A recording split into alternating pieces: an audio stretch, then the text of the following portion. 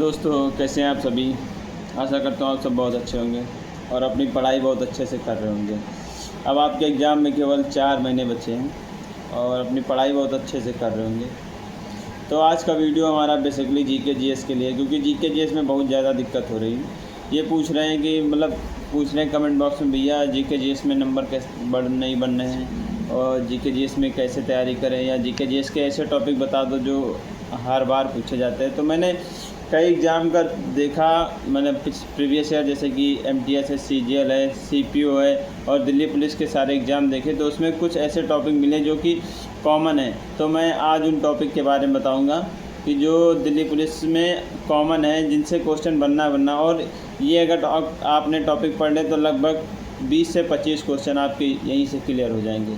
तो आगे वीडियो में मैं यही बताऊंगा कि कौन कौन से टॉपिक हैं, कौन कौन से सब्जेक्ट, कौन कौन से सब्जेक्ट से कौन कौन से टॉपिक हैं जो आपको पढ़ना है और कैसे पढ़ना है, और मोस्ट इम्पॉर्टेंट टॉपिक भी बताऊंगा आपको। तो चलिए शुरुआत करते हैं वीडियो की। तो सबसे पहले दिल्ली पुलिस में जो जीके जीएस है 50 नंबर की, तो जीके जीएस में सबसे जो इम्पॉर्टेंट टॉपिक है स्टैटिक जीके।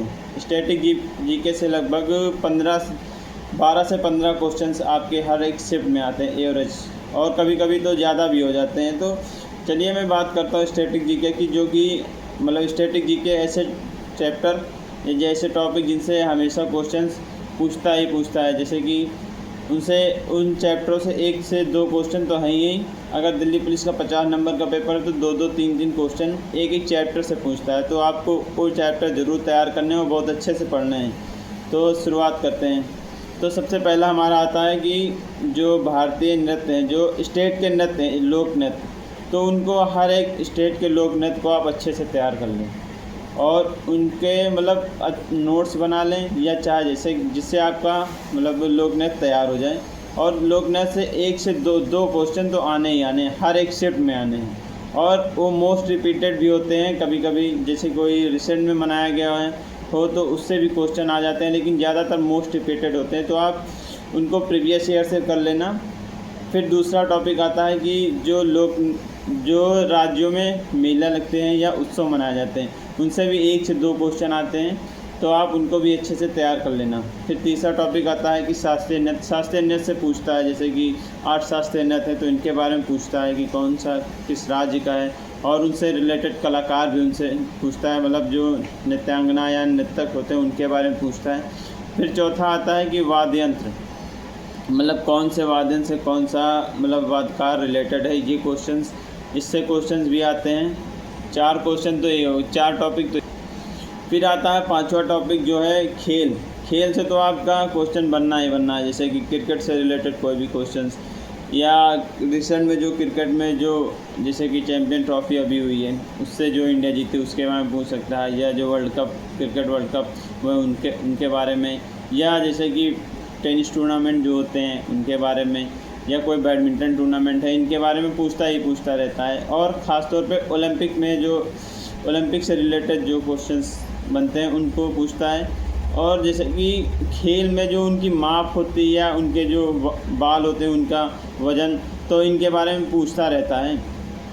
फिर 6वां टॉपिक हमारा कि जो स्टेट हैं उनसे जो जैसे कि जैसे टाइगर रिजर्व हैं, या कोई वहाँ पे जहाँ पे नेशनल पार्क्स हैं, तो इनके बारे में पूछता है कि कौन सा नेशनल पार्क कहाँ पे है। ये ज़्यादा इम्पोर्टेंट नहीं, कभी कभी तो पूछ लेता है, लेकिन कभी कभी तो इससे क्वेश्चन भी नहीं बनता है। तो मैंने जो आपको टॉपिक बताए इनसे लगभग 7 से 8 क्वेश्चन तो कंफर्म ही बनना। इनको अच्छे से तैयार कर लेना, चाहे प्रीवियस ईयर तैयार करना या इनको नोट्स आप बना के तैयार करो, या कहीं से भी आप तैयार करना, लेकिन तैयार ज़रूर कर लेना। और अगर मैं बताऊं तो इनको आप नवीन सर से पढ़ लेना, बहुत अच्छे से पढ़ा देंगे। फिर अगला टॉपिक आता है हमारा कि फिर अगला सब्जेक्ट हमारा आता है कि एक और फिर आता है कि इसमें जो किताबें हैं, एसएससी किताब हमेशा रिपीट करता रहता है। हर एक शिफ्ट में 2-2, 3-3 किताब पूछा जाता है। इवन मैं बताऊं कि मेरी शिफ्ट में 2 बुक्स आई थी। तो आप बुक्स जो प्रीवियस ईयर पूछी गई, जैसे कि ख़ास तौर पे ऐसी बुक्स जो कि फेमस हैं या जिनके बारे में कुछ अच्छी बातें हैं, जैसे कि कुछ ऐसे लेखक हैं जिनके बारे में वो कुछ किताबें पूछता ही रहता है, जैसे कि चेतन भगत हैं या सुधा मूर्ति हैं, इनकी बुकें हमेशा वो पूछता रहता है। तो आप जो प्रीवियस ईयर बुक आई हैं, मतलब प्रीवियस ईयर में बुक जो पूछी गई उनको अच्छे से तैयार कर लेना, और जो उन लेखकों की रिसेंट में बुक आई जो करंट अफेयर्स के तौर पे जो नई बुकें हैं उनको बहुत अच्छे से पढ़ लेना। और बुक जो है प्रीवियस ईयर बहुत सारी रिपीट होती रहे, तो आप प्रीवियस ईयर में जो बुक पूछी गई उनको अच्छे से तैयार कर लेना।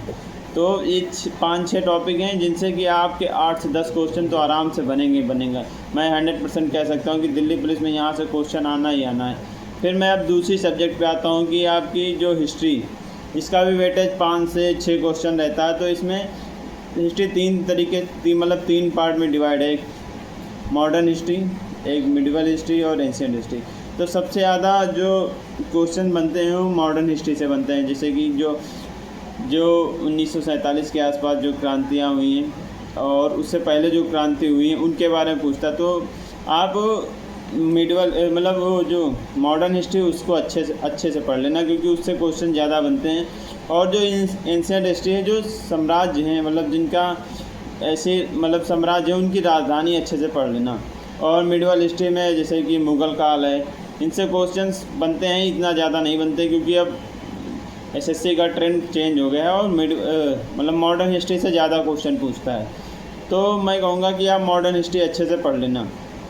फिर आता है बात भूगोल की। तो भूगोल में आप सबसे इम्पोर्टेंट टॉपिक ये है कि राज्य और उनकी सबसे ऊंची पर्वत चोटियाँ।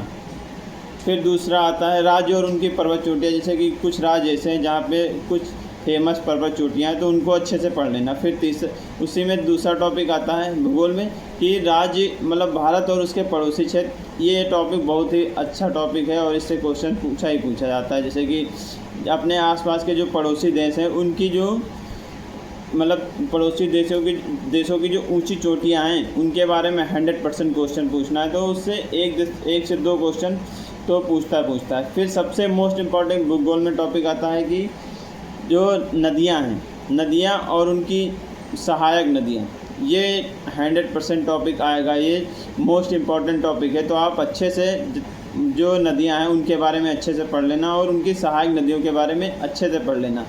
भूगोल में बस इतना ही, बहुत मैक्सिमम बस इतना ही पूछता है। फिर चौथा हमारा आता है कि आर्थिक मतलब वो इकोनॉमिक्स। तो इकोनॉमिक्स में आपको क्या करना है, क्योंकि इकोनॉमिक्स का वेटेज बढ़ रहा है। तो इकोनॉमिक्स में सबसे मोस्ट इम्पॉर्टेंट आपकी जो सेंसस है, सेंसस मतलब जनगणना से हर एक शिफ्ट में 2-2 क्वेश्चन 3-3 क्वेश्चंस बन रहे थे, क्योंकि मेरी शिफ्ट जो हुई थी उसमें 2 से 3 क्वेश्चन सिर्फ जनगणना से थे। तो इस टॉपिक को आप इग्नोर मत करना, इस टॉपिक को आप बहुत अच्छे से करना। और सेंसस जितना ही अच्छे से आप पढ़ेंगे उतना ही आपको अच्छे समझ में आएगा और इससे क्वेश्चंस 100% आने हैं। 2 क्वेश्चन 3 क्वेश्चन आने हैं सेंसस से। फिर आता है इसमें जो फार्मूले होते हैं, जैसे कि जीडीपी से रिलेटेड फार्मूले या जीएनपी से रिलेटेड फार्मूले या एनएनपी से रिलेटेड फार्मूले, तो इनको अच्छे से पढ़ लेना। और जो प्राइमरी सेक्टर, सेकेंडरी सेक्टर और टर्टियरी सेक्टर में जो लोग काम करते हैं उनके बारे में पूछता रहता है। तो ये टॉपिक आपको क्लियर कर लेना। लेकिन सबसे मोस्ट इम्पॉर्टेंट इसमें आप जो है जनगणना को देना, क्योंकि जनगणना से आपका क्वेश्चन बनना ही बनना है। फिर आती है पॉलिटी जो अच्छा रोल निभाती है। लगभग 7 से 8 क्वेश्चन पॉलिटी से बनते हैं। 7 से 8 नहीं तो 5 से 6 तो 100% बनने हैं। तो पॉलिटी में कुछ ऐसे टॉपिक है जो बहुत ज़्यादा हाईलाइटेड हैं, जिनसे क्वेश्चन बनना है। जैसे कि एक डीपीएसपी डायरेक्टिव मतलब जो नीति निर्देशक तत्व हैं, इनके बारे में क्वेश्चंस 1 से 2 बनना ही बनना है। फिर दूसरा आता है हमारा टॉपिक मौलिक कर्तव्य से रिलेटेड क्वेश्चन पूछता है और मौलिक कर्तव्य से रिलेटेड अच्छा क्वेश्चन पूछता है कि जो 11 मौलिक कर्तव्य हैं उनको लिख देगा कि कौन सा मौलिक कर्तव्य कौन से नंबर पे है। जैसे 51 के ए में कौन सा है, 51 के बी में कौन सा है, 1। तो इस तरह क्वेश्चन पूछता है। तो मौलिक कर्तव्य 11 के 11 आप अच्छे से पढ़ लेना। फिर उसमें आता है मौलिक अधिकार के बारे में अच्छे से पूछता है। इसमें जैसे कि समानता का अधिकार कौन से आर्टिकल में है, ये सब सारे क्वेश्चन पूछता है। फिर आता है राष्ट्रपति के बारे में भी अच्छे से क्वेश्चन पूछता है। और राष्ट्रपति आ गया। फिर आता है यूपीएससी के बारे में क्वेश्चन, सुप्रीम कोर्ट ये टॉपिक आप पॉलिटी में अच्छे से कवर कर लेना। इन टॉपिकों से क्वेश्चन पूछना ही पूछना है। फिर आती है और हाँ, और मतलब इकोनॉमिक्स में एक सबसे दूसरा मोस्ट इम्पॉर्टेंट टॉपिक है कि पंचवर्षीय योजना। इसको तो आप इग्नोर मत करना, क्योंकि हर एक शिफ्ट में 1 से 2 क्वेश्चन पंचवर्षीय योजना से ज़रूर बनता है। तो पंचवर्षीय योजना जैसे कि कितनी पंचवर्षीय योजना थी, कौन से कितने समय के लिए थी, और पंचवर्षीय योजना का लक्ष्य क्या था, और ये किस मॉडल पे आधारित थी। तो इनसे बहुत अच्छा सा क्वेश्चन पूछता है। तो आप पंचवर्षीय योजना को बहुत अच्छे से पढ़ लेना। फिर बात आती है कि मतलब साइंस से भी अच्छे क्वेश्चन पूछते हैं। जैसे साइंस में सबसे ज़्यादा वो प्रायोरिटी वो बायोलॉजी को देता है। बायोलॉजी से जैसे कि हमारे जैसे पाचन तंत्र से रिलेटेड क्वेश्चन पूछता है। ऐसे क्वेश्चन, या किसी की स्टडी पूछ लेता है कि इसके जैसे किडनी की स्टडी क्या कहलाती है, या लीवर की स्टडी क्या कहलाती है। तो इस तरह से क्वेश्चन पूछ लेता है। फिर रसायन शास्त्र में और फिजिक्स में जो है सबसे मोस्ट इम्पॉर्टेंट टॉपिक है मास, मतलब माप मेजरमेंट से क्वेश्चन पूछना ही पूछना है। जैसे कि लंबाई की मेजरमेंट क्या है, इस तरह से क्वेश्चन वो पूछता रहता है। फिर एक टॉपिक हमारा आता है स्टैटिक जीके का, जो मैं बताना भूल गया था। वो टॉपिक है यूनेस्को साइट से 1 से 2 क्वेश्चन तो पूछता है कि जैसे कि कौन सी यूनेस्को साइट कहाँ पे है, या उससे रिलेटेड ईयर पूछ लेता है, कौन से ईयर में ये यूनेस्को साइट बनी थी।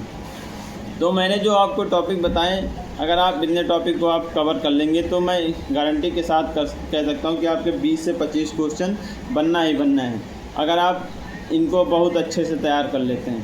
तो मैं अगर 20 से 25 क्वेश्चन आपके बन रहे हैं और अपनी मेहनत से कुछ अगर आपने बना लिए, तो आपके 30 से 35 क्वेश्चन बन जाएंगे। और अगर आपने जीके जीएस में 30 से 35 के बीच में स्कोर कर लिया, तो आपका सिलेक्शन 100% है, क्योंकि जीके जीएस अच्छे लेवल की पूछी जाती है और अच्छे लोग सिर्फ जीके जीएस में रह जाते हैं। और उनकी तो हिस्ट्री, मतलब जो उनका जो है मैथ या रीजनिंग उनकी बहुत अच्छी रहती है, लेकिन जीके जीएस में वो रह जाते हैं। तो अगर आप जीके जीएस में अच्छा स्कोर कर रहे हैं 30 से 35 के बीच में, तो आपका 100% सिलेक्शन होगा। तो मैंने जो टॉपिक बताया, मैं इसका लिंक मतलब जो ये अपने टेलीग्राम ग्रुप पे डाल दूँगा, और टेलीग्राम ग्रुप का लिंक मैं डिस्क्रिप्शन बॉक्स में दे दूँगा, वहाँ से आप देख लेना।